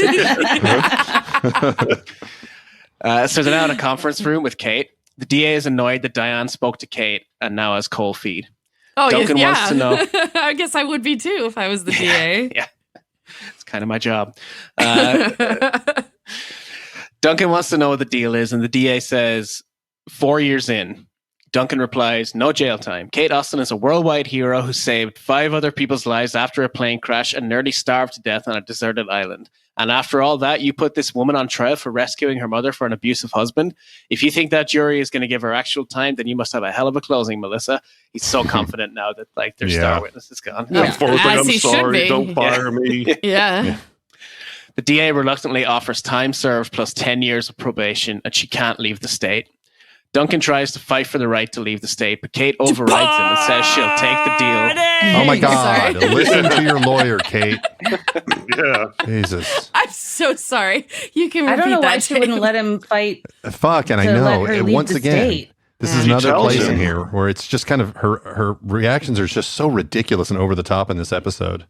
I think they were paid. I think they were paid by the state of California. It's like, why would she want to leave? Yeah, exactly. The DA agrees, and Kate says, I have a child. I'm not going anywhere. Yes. Oh, well. Because if you have a child, you can't leave the state. Children never travel. Yeah, right. Kate is now leaving the courthouse through a back door. Jack pulls up in a car and says, hey, I feel like Jack's big fucking Jeep thing, I feel like it's very uncharacteristic for him. You don't think he has like a... I'm not really sure why. Like that? I mean, he's a doctor. Shouldn't he be driving like a Mercedes? BMW person, yeah, exactly. Anyway, so he says, hey, he tells her that Duncan gave him the heads up on her being there. Kate thanks him for saying what he said in court and then adds, Jack, I've heard you say that story so many times. I'm starting to think you believe it. Ooh. He tells her that what he said in there, he didn't mean it. She asks him to follow her home, but he says he has to go to the hospital and wants to know if they can grab a coffee later. She says, I know why you don't want to see the baby, Jack, but until you want to, there's no you and me going for coffee. But if at any time you change your mind, come and see us. What? Jack mutters, yeah, okay. Before he watches Kate get in a taxi and leave. Who's the judge? Get in the judge. Get in the judge. Yeah.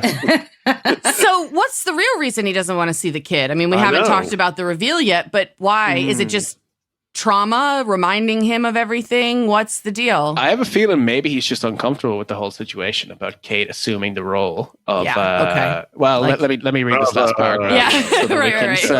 So Kate arrives at her Los Angeles home to be greeted by the nanny, who tells her he missed you so much. Kate ascends the stairs and enters a child's bedroom. There is a young blonde boy asleep in the bed.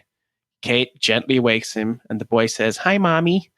Kate replies, Hi, Aaron. Say What? What the hell? What? She's got Claire's baby. Claire just can't Where's my hold on to that baby? baby. My baby. So that's 5 of the Oceanic 6 already revealed by episode 4. Nice. So clearly they're going to make you wait. Derek, you want to take a guess? Who's number 6? We've got Jack, Kate, Hurley, and Aaron. Aaron. Aaron. And wait, I'm missing one. Who else do we already know? And Saeed. Hurley. Oh, Saeed. So those are the 5 that are off the island. Do you want to guess who the 6th one will be? Locke. Interesting. Okay. You also thought Locke was in the box. I mean, we know he's Locke in a box, but in the casket. So you think? Right. So you think he's the 6th? He came back, but he died. And then he died. Okay. Yeah. Interesting. All right. Thanks for doing that episode, Dave. No problem. I hope I did. Yeah. I hope I did it justice. Indeed. Did you want to say more about why Jack is upset about Aaron? Yeah, well, I guess I covered it all, but I think he might just be uncomfortable with the whole idea of like Kate pretending that that Aaron is her son. I can't remember if he expresses that later on. Trying to dance around spoilers here when we do, because I'm pretty certain in the island thing we do see the moment. Minor spoilers, but you can probably predict this, Derek. We do see the moment where Kate decides to take Aaron. I just can't remember if Jack objects to it then and there. Yeah, I don't recall either, but that should be the season finale when we find and that Jack out. doesn't That'll be that know scene. that Aaron is his nephew, right? No. Does Derek know that? What? Claire and Jack were brother and sister. Oh, that's right. Okay, you're right. Because I wanted to say that as well, but I was like, I better not drop that's that right. one. Yeah. Yes, we found that out in season 3. But at this point, on the island, they don't know. Does that future Jack at that point know? That's a spoiler. So we'll not talk about that. Who would know to tell him or to tell Claire? Neither one Christian of them Shepherd is walking around the island. So, I mean, she could run into her dad. True. I but guess. she's not seeing him. Jack has seen him. Right. I'm so far. Yeah. I mean, his body's there too, although by now it's going to be pretty gross. Oh, that's pretty putrid by now. It would be. Yeah. Okay. So we have some fun facts for you guys today, I have some fun facts. We love to talk about the literature that pops up in Lost. In this episode, there were actually 2 books. The first of which was Valis by Philip K. Dick. That book was published in 1981. It's partly autobiographical novel and the first of an unfinished trilogy. There are only 2 of the 3 books. Its main character is called Horse Lover Fat. And basically, the book is about how he has a Gnostic vision of God. But we're not going to talk about that book. We're going to talk about the invention of, now you said Morel earlier, Dave. I would have said Morel, but maybe that's a American Irish thing too. I don't know.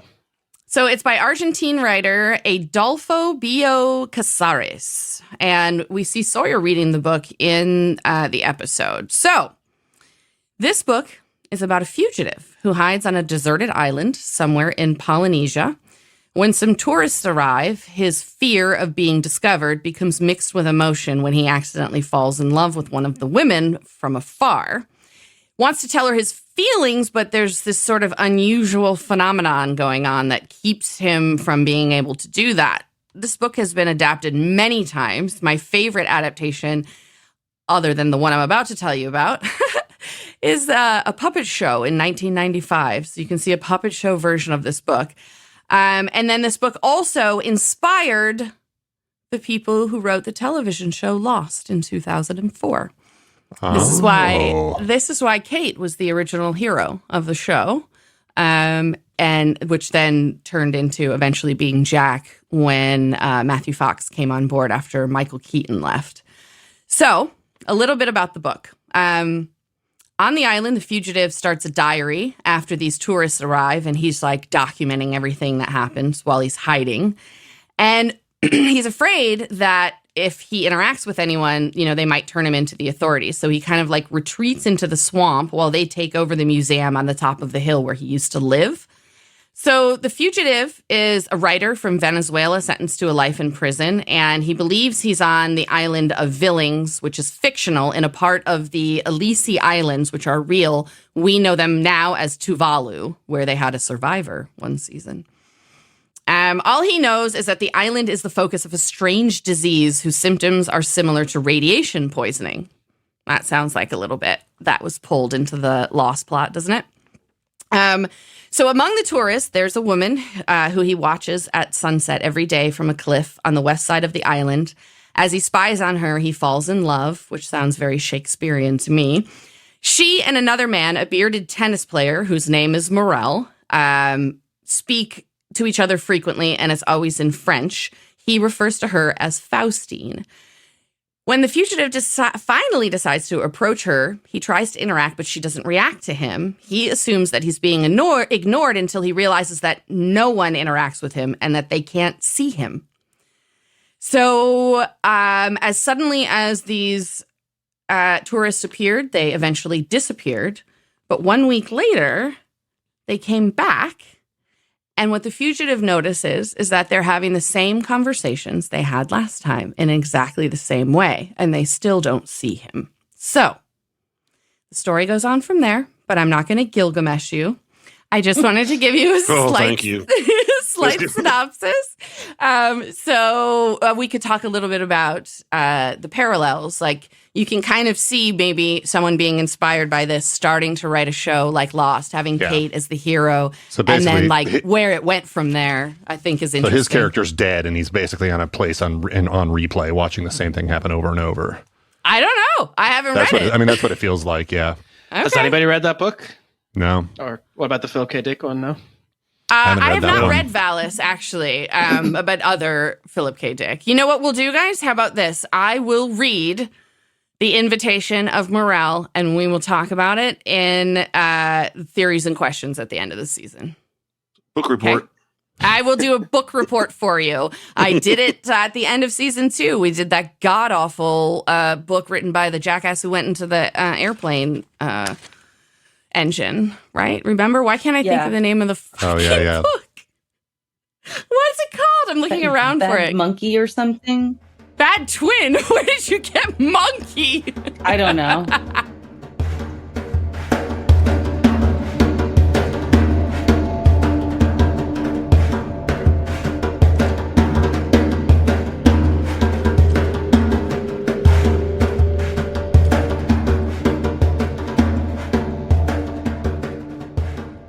How about we do some best and worst moments?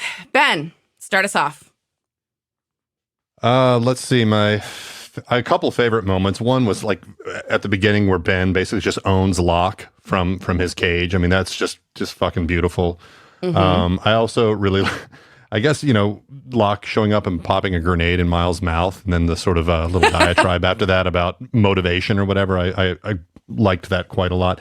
My least favorite moment was pretty much everything with Kate in it, to be honest. Like her character she kind of bugged me throughout the entire episode. She wasn't making none of the decisions she made were in her own best interest. She seemed to be like trying to punish herself.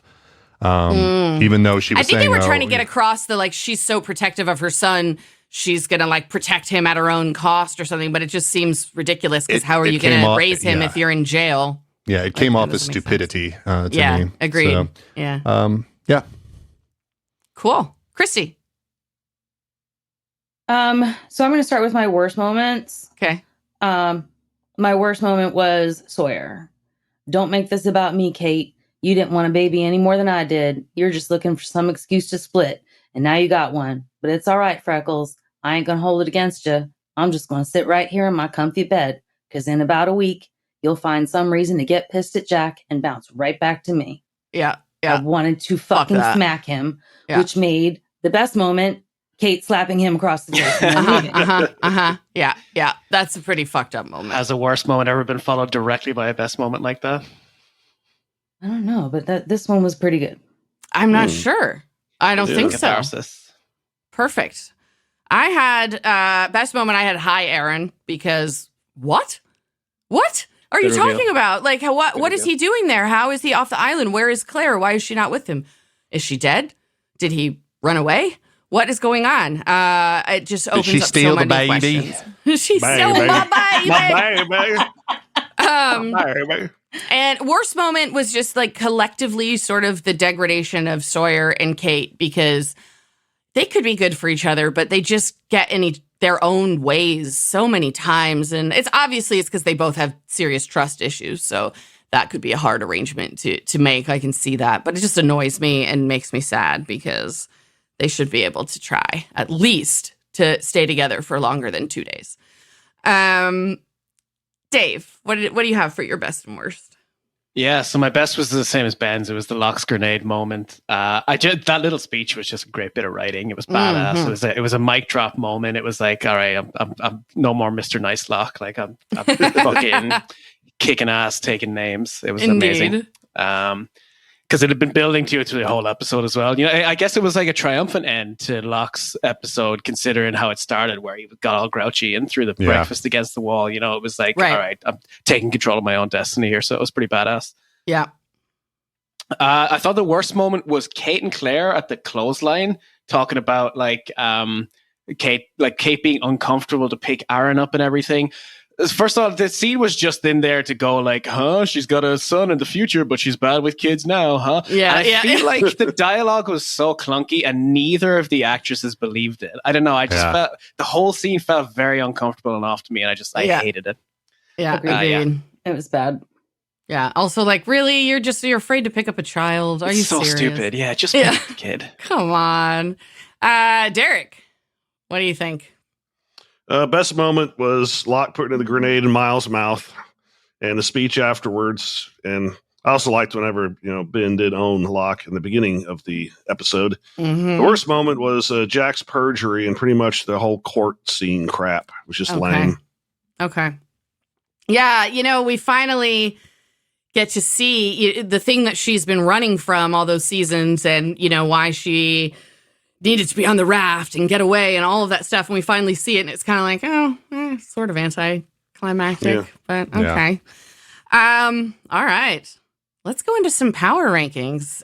See if Mr. Benjamin Linus can stay in first place. How about we start with our guest who's come to sabotage us? Sure thing. So my top three. So number 3, I'm going to do Kate's mom. Surprisingly, because credit where credit is due, she did fuck over the cops. Truth. Oh, now I feel bad she's in the bottom of mine. Whoops. Okay. Me All too. Right. That's okay. It's okay. All right. The rankings giveth and the rankings taketh away. Number 2, best character, I have Hurley, because he's just living life and getting Scooby-Dooed. He's watching videos, he's taking shits and loudly flushing the toilet. He's just, he didn't have a lot to do this episode, but he made an impact when he was on screen. Mm-hmm. And number 1 has got to be Mr. DeSantis himself, Kate's lawyer, because holy fuck, what a way to win a case. An absolute, clincher. That's a good point. That's a good point. Goes from almost being fired to winning. Yeah, he's a good lawyer. Apparently, you got to give him that. Duncan DeSantis. My bottom 3, as much as I hate to give DeSantis any kind of credit, his lookalike nailed it in this case. My bottom 3 characters. So third from worst is although I did enjoy the grenade moment, it's Fuhrer Locke. I don't like Locke on his dictator shit. It's not the kind of Locke we like, Okay. We like him to be. I like him to be cool, calm, and collected. I'm going to disagree with you later. Yeah, I don't like when he's flailing. My second from the bottom is Miles. Miles to me, I think he kind of develops as a character later on, but right now he just feels like a discount Sawyer. Like he's giving people nicknames and stuff like that, and he's like petulant and annoying, and he's just I don't know. I'm not crazy about him. His story later. I agree with you, though. His story later is actually pretty great. Mm-hmm. Yeah. My worst character is Aaron, just because I have an irrational hatred of blonde children. I hate them. God. I do have an honorable mention bad character. You don't have to add this to the rankings, but it's Sun, because she didn't choose the red, white, and blue.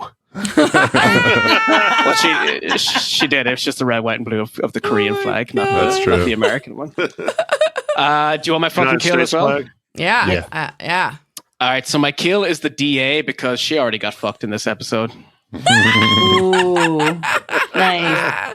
Mic drop. Also, And for any district attorneys that have complaints, please send that to losttheplotlads@gmail.com. Please. We would love to hear from you. And my fuck is Hurley, so that Sawyer's not the only one getting action in that house. There you All go. right. Yay for Hurley. All right, Christy, what did you think about the characters this week? So for my top 3, I only have one because I really thought most people in this episode just fucking sucked. Oh my god. It was a tough one to pick. So we're putting Hurley in number 1. All right.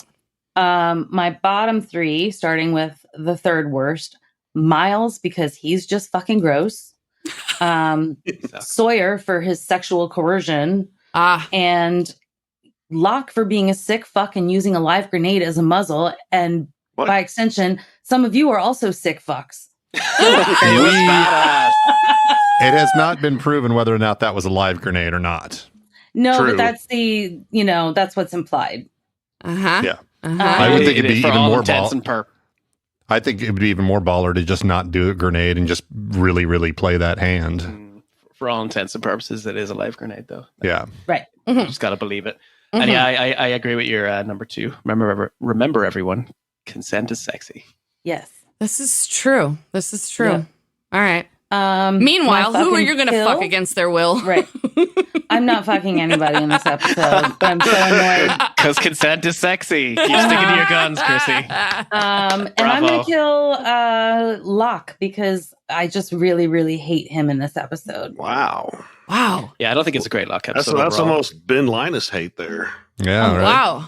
All right. Well, I'm going to go next because mine are just like completely different from the two of you. So I had third best. I had Sawyer. I guess the sexual coercion, I sort of missed it. And I thought he was being sweet most of the episode.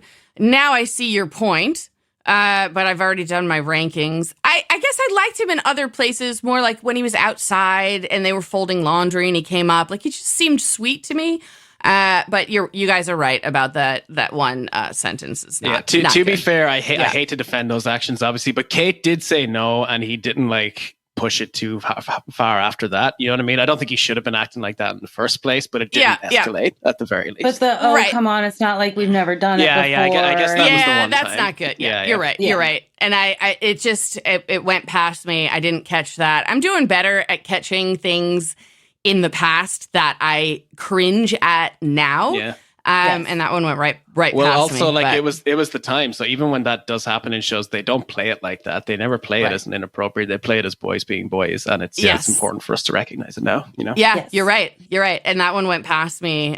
So I acknowledge that. He's still got a point this week from me. Maybe it's for his hair. Let's put it that way. I mean, his hair was the star. It was moving. It was doing its thing. All right.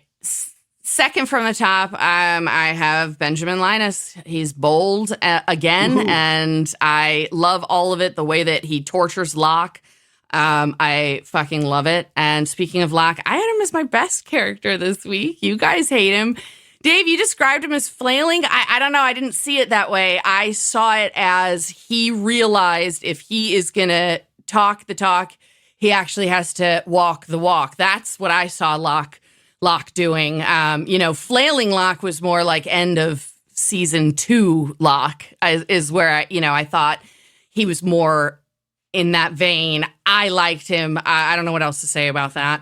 He definitely did take charge over the course of the episode. So Yeah, if he that's talks sort the of what I talks, thought. he has to walk the walk, or he talks the talk, he has to lock the walk, or walk the lock. Or roll the roll. Lock the lock. Whatever you prefer, honey. It's Lock up the to box. you. What'll he do if once he's off the island and back in the chair? He won't be able to walk the walk. Well, that's true. Okay. Wheel the wheel. Yeah. Oh my God. Woo, okay. On the bottom, I don't have a third worst. I had Comrade Diane in second worst, but now that I heard the angle, yeah, she did fuck the police, so maybe she shouldn't be there. I feel like my rankings are all screwed up now after listening to you guys. I had Miles at worst because I honestly just thought this idea of extortion, like over top of his other mission, it just annoyed me, and I thought it was unnecessary and just sort of like, what are you doing, dude? But usually I like his sarcasm, but this episode I did not like him. I am going to fuck Kate and Sawyer in the boathouse with the rope. And I'm going to kill Aaron for abandoning his mum. What the hell is Claire? What are you doing? Why are you with Kate? Poor A Aaron. little light infanticide. Yeah. Oh. Well, So in your rankings, Aaron earned an iron urn. exactly. Iron. You got it. All right. How about Derek? What are your rankings? My third best was Hurley. I just liked Okay. the little things he did in the episode and getting Scooby-Dooed. My second best was Locke. Okay, somebody's with me. Yes, I like this Locke because he's getting shit done. And then the best is number one, Ben Linus, just for what he did at the beginning of shit. the episode, Yeah. All right. fucking with Locke. I had no third worst. My second worst was Miles, just because he's an annoying pain in the ass. And my worst was Diane. I just not a fan, even though I would probably change it after realizing she did fuck the police. See what you did there? You're sabotaging. Out here spreading my propaganda. It's all in how you frame it. A cab. And I'd fuck flash forward Kate, Oh, courtroom Kate, okay. and really, it was hard to find someone to kill, but I did kill Diane. I gave her 6 months finally. Oh my God. That's 6 months. Hey, she got a better doctor after all. Dr. Yeah, Right, Derek. exactly. Dr. Dr. Death. Kevorkian. All right, Benjamin, give us yours and give us the update. Yeah, I did these a while ago, and I'm not sure I totally agree with all of them right now. I'm actually wondering why some of them are where they are, but I'm just going to go with it. That's right. We took a little hiatus from recording. Yeah. You should probably go watch the season 4 pre-show to find out why. So in the bottom, I only have one, and that's Locke. Because again, I found he's flailing for most of the episode. He kind of has his power move of flexing nuts at the end, but for most of the episode, he's 2 steps behind everybody else, and he's getting played constantly. And when he gets that way, he's just sort of a pathetic character, to be honest. Okay, well, only Derek and I are right in all about of him. that vein, I will say that I did like Benjamin Linus fucking with Locke in the beginning. Yeah. All right. Okay. Top 3. So at least put Locke next to Ben, and maybe she goes with Ben. Interesting. All right. Top 3. In third place, I've got Miles. He's like a little fucking mosquito, but he's entertaining. And I actually did not find this episode very entertaining. So his little, like you were saying, he's sort of a discount Sawyer. I actually enjoyed it. I got Ben in second place. He was barely in the episode, but when he was a boss, and he basically had Locke just dancing to his tune. And in first place, sexual coercion aside, I've got Sawyer, because all in all, it felt like he was at least trying in this episode, which is something that he often doesn't do. So He was trying to get laid real hard. well, Oh my God. that too. Hard. For fuck, I'm going to fuck Island Kate and Future Kate. It's going to be a Kate sandwich. Oh my God. I'm not going to kill anyone. Little I thought time that- travel fucking. I felt like the writers kind of killed this episode for me, so I don't feel the need to kill anybody. All right. That's still you, baby. We're waiting for the update. Well, we're actually going to move right into those. Okay. Power rankings. Third from the bottom, we have Matthew. Third from the Abaddon. bottom of what? The bottom. Third from the bottom. Third from the bottom. Third from the bottom. Not the bottom, but third from the bottom. My God. Bottom of the bottom. I just Jesus wanted to make Christ you on a say bottom crutch. a lot. Second from the bottom, we have Diane. Negative Wait, 10 who's points. third from the bottom? I missed it. Matthew Abaddon. Third from the bottom. How many times do I have Oh, to we say gotta get this? him. We gotta get him out of there. All right. Well, he was second before, right? So he's That's moved true. up. So he's Yeah, and moving away. I think Aaron is tied with him at negative 8 points too. Wow. Oh, Poor you're right. baby. Yep, I see Yeah. that. My baby. Yeah. Then we got No Diane, regrets. negative 10 points, and Miles with negative 25 points. He is already grating people's nerves early on. Miles is digging a hole.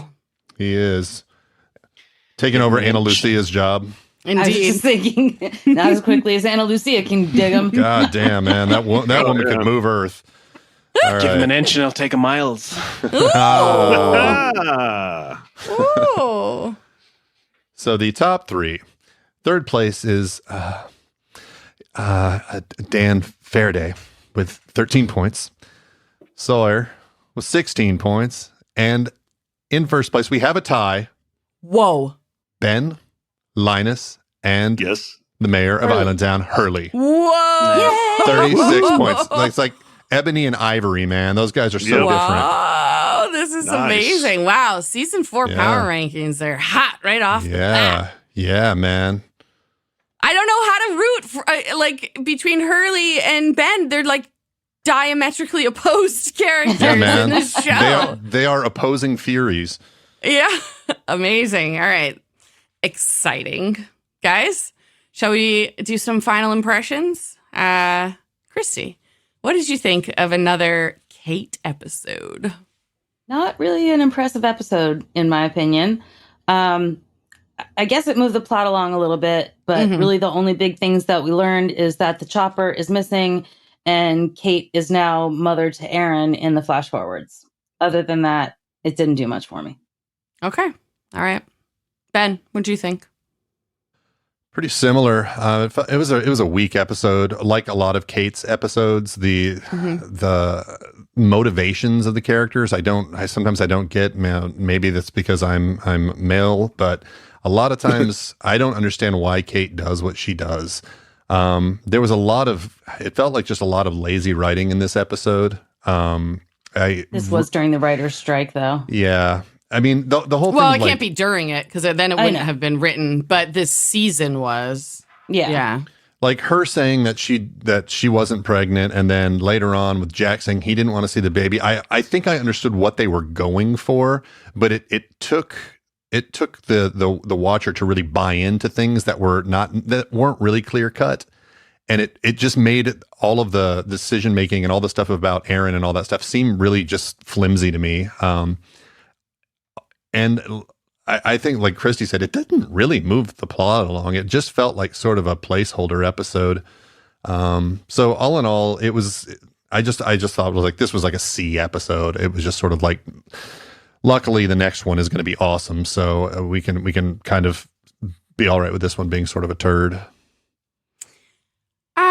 For me, I did think there were a few more like little plot points that kind of moved things along, like considering Miles, slips in the, he's looking for you and, he's found you. So that kind of moves along. It's not Penny's boat. Whose is it? So there's a few more nuggets, I think, in the episode than just Aaron's off the island.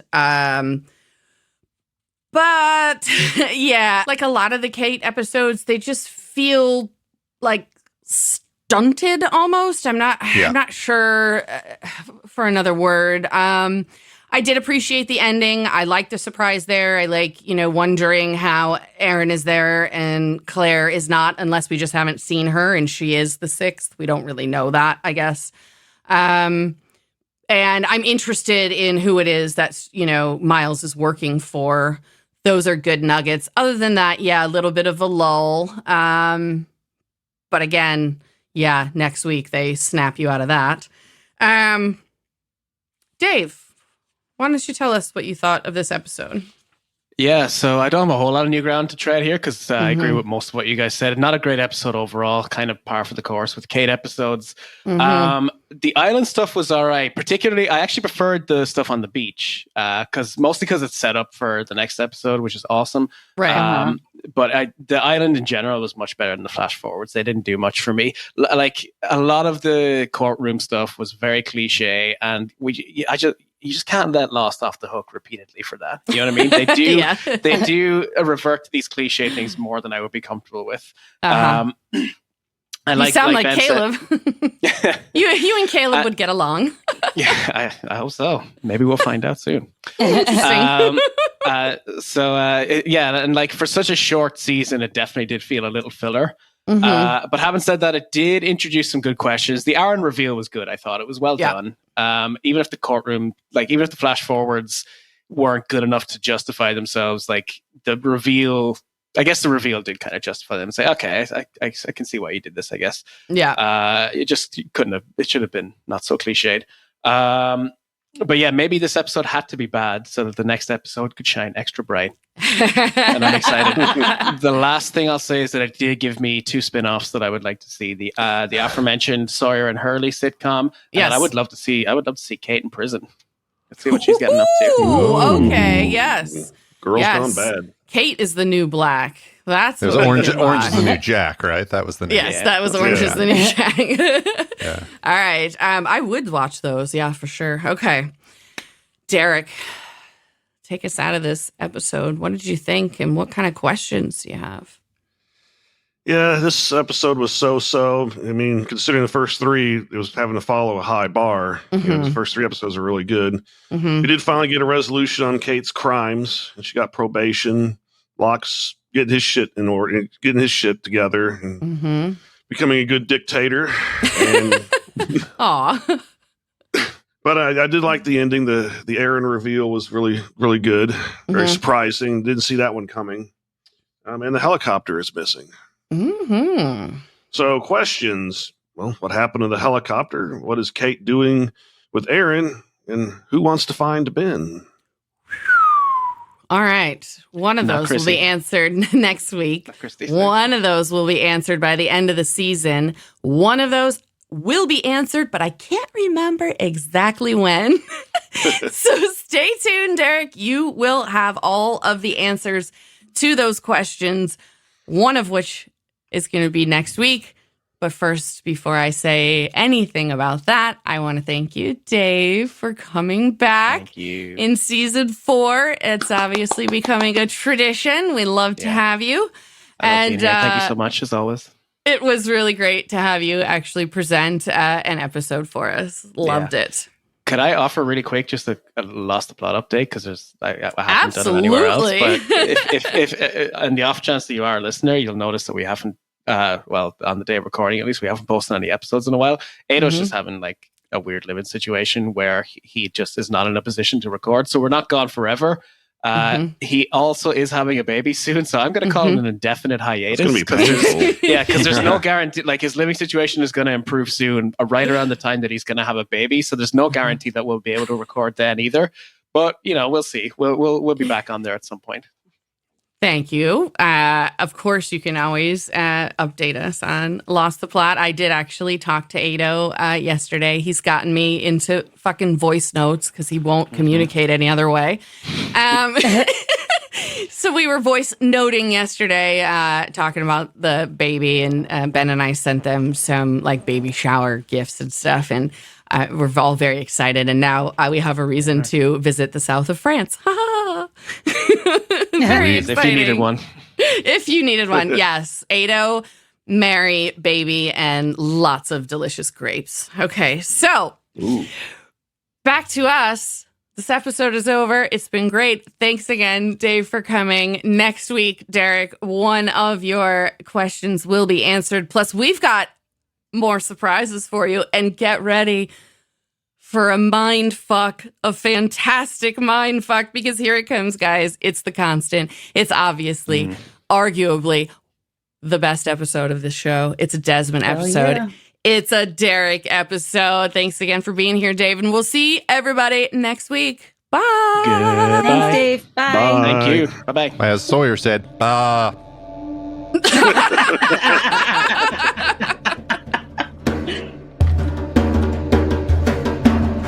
Lost in My 40s is a Spacebear media production. Executive produced and edited by me, Lacey J. Sound engineering, editing, and original music by Benjamin Trimp. Like and follow Lost in My 40s on Facebook and Spacebear_media on Instagram and Threads. Plus, follow Spacebear Media on YouTube for extra video content. Or more. For everything in one place, go to spacebearmedia.com.